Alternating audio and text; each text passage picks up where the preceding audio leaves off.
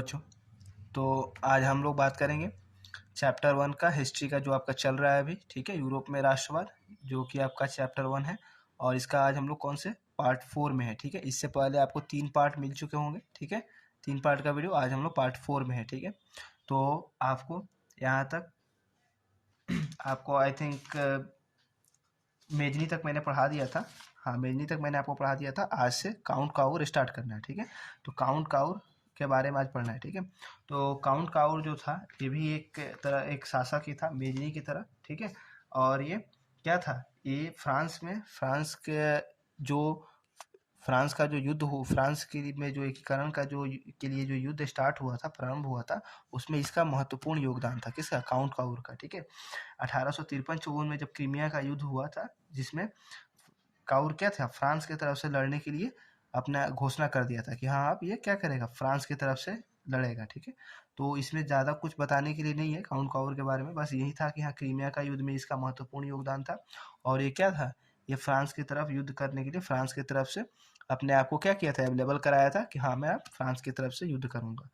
और तो आपका HW रहेगा काउंट काउर और गैरीबाल्डी। ठीक है, दोनों को आपको पढ़ लेना है। ठीक है, काउंट काउर और गैरीबाल्डी को आपको खुद से बुक से रीडिंग दे देना है एक बार। ठीक है, इस दोनों में कुछ खास नहीं था कि जो आपको मैं बताऊं। ठीक है, हम लोग नेक्स्ट टॉपिक पे आ जाते हैं, जर्मनी का एकीकरण।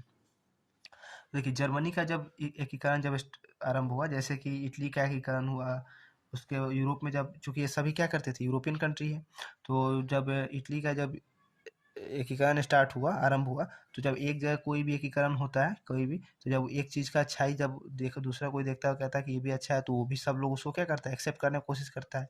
तो इटली से अब कहाँ आ गए हम, जर्मनी में। ठीक है, देखिए, जर्मनी का जो एकीकरण हुआ था, इसका जो एकीकरण का मतलब क्या होगा, एकीकरण का मतलब हो गया कि पहले ही आपको मैंने इटली वाले वीडियो में बताया था, एकीकरण का मतलब है कि सब अलग अलग राज्य को, स्वतंत्र राज्य को मिलाकर एक साथ एक देश बनाना। ठीक है, मतलब एक साथ उसका सभी शासन प्रशासन एक साथ उसका चलने का। ठीक है, तो जर्मनी का एकीकरण का श्रेय किसको जाता है, नेपोलियन बोनापार्ट को। ठीक है, किसको, नेपोलियन बोनापार्ट को दिया जाता है जर्मनी का और जर्मनी का, अब देखिए, एकीकरण करने के लिए कोई एक आदमी तो रिस्पॉन्सिबल नहीं होता है, बहुत लोग मिलके करते हैं, राजा, सैनिक, ठीक है, सभी मिलके, नेता, सभी मिलके करते हैं। चूंकि पहले राजा ही रहते थे, अब जाके चूंकि सभी डेमोक्रेटिक कंट्री हो गए हैं मैक्सिमम, तो अब राजा की जगह पे क्या, लोकतंत्र आ गया, तो नेता लोग का शासन है। ठीक है, नेताओं का, जो जनता चुनती है। तो उसमें क्या था कि नेपोलियन बोनापार्ट किंग था, तो उसका भी योगदान था। साथ साथ वहाँ के जो जर्मनी का जो स्टूडेंट सब था, बच्चा सब था, विद्यार्थी था और शिक्षक लोग था, उनका भी बहुत योगदान था। ठीक है, वो लोग भी जर्मनी के एकीकरण के लिए ब्रूसेन सेफ्ट नामक संस्था का स्थापना किया था। ठीक है, क्या, ब्रूसेन सेफ्ट, ठीक है, नामक संस्था का स्थापना किया था। क्यों? जर्मनी के एकीकरण के उद्देश्य से। ठीक है, साथ ही जर्मनी में वहाँ के जो व्यापारी लोग थे, बिजनेसमैन जो थे, वो क्या किए थे, जालबेरिंग नामक एक आर्थिक संघ बनाया था उन्होंने। ठीक है, जालबेरिंग जस्ट एक नाम है। ठीक है, उस नाम से क्या किया था, आर्थिक संघ बनाया था। ठीक है, जहाँ से ये लोग क्या करते थे, सभी को एकता के भावना को, एकता के लिए, मतलब एक साथ लाने के लिए सबको, यहाँ पे इस संघ का मेन काम था, सबको एक साथ लाना है, एक साथ व्यापार करना है उसी में। तो क्या नाम रखा गया था, जालबेरिन। ठीक है, जर्मनी के जर्मन व्यापारियों ने इसको क्या, आर्थिक संघ इसको बनाया था। ठीक है, और जब जर्मनी में फ्रांसीसी क्रांति हुई थी, आप लोगों को पता ही है, 1848 ईस्वी में फ्रांसीसी क्रांति हुई थी, जो मैंने आपको पहले वीडियो में बता रखा था। ठीक है, तो ये था जर्मनी के एकीकरण के बारे में, इसका ओवरव्यू ये रहा, और आप इसको रीडिंग देना बुक से। ठीक है, जो प्रॉब्लम होगा आप वीडियो के कमेंट में डाल देना, आपका प्रॉब्लम सॉल्व किया जाएगा। ठीक है, अब आते हैं हम लोग बिस्मार्क में। ठीक है, तो जैसे हम लोग मेजनी पढ़ा, हम लोगों ने काउंट काबूर देखा, गैरीबाल्डी देखा, लुई फिलिप देखा, उसी तरह बिस्मार्क भी क्या था, एक किंग था। ठीक है, राजा था। तो बिस्मार्क क्या किया था, इसे रक्त एवं लॉ के नीति का अवलंबन बिस्मार्क नहीं किया था।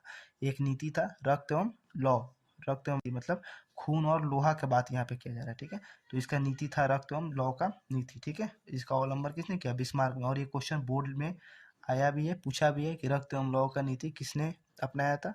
और ऑप्शन में 4 ऑप्शन आपको दिया रहेगा, Bismarck, Mazzini, Garibaldi, count Cavour, आपको बिस्मार्क चुनना है। ठीक है, ऐसे क्वेश्चन पूछा जाता है बोर्ड में। ठीक है, उसके बाद देखिए, ऑस्ट्रिया क्या किया था, जब बिस्मार्क यहाँ पे जब रक्त एवं लॉ की नीति का अवलंबन, तो बिस्मार्क ने किया ही था।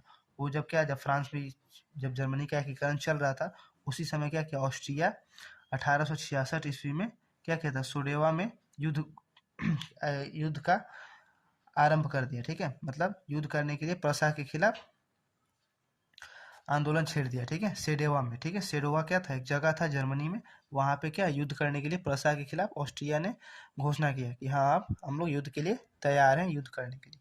और उसमें क्या हुआ, ऑस्ट्रिया का हार हो गया था, ठीक है, और प्रसा उसमें जीता था उस युद्ध में। 10 मई 1871 ईस्वी को फ्रैंकफर्ट की संधि भी हुई थी उसी में, जर्मनी की, ठीक है। जिससे फ्रैंकफर्ट की संधि मतलब क्या है, संधि मतलब होता है मित्रता, तो फ्रेंडशिप करना, ठीक है। तो जब ये क्या हुआ, जब ऑस्ट्रिया यहाँ से जब हार गया, ठीक है, तो जब इसी ऑस्ट्रिया के हार के वजह से पूरे जर्मनी में 2/3 लगभग क्या हुआ था कि एकीकरण का मार्ग प्रशस्त हो गया, मतलब 2/3 काम एकीकरण का आसान हो गया, किसके लिए, जर्मनी वालों के लिए। तो ये रहा है इसका पार्ट 4, ठीक है। आप चाहो तो इसको वीडियो को पॉज करके इसका नोट्स बना सकते हो, और इसका पार्ट 5 और आई थिंक लास्ट पार्ट बहुत जल्दी आपको मिलेगा, और एक चैप्टर भी खत्म होगा, ठीक है। Thank you.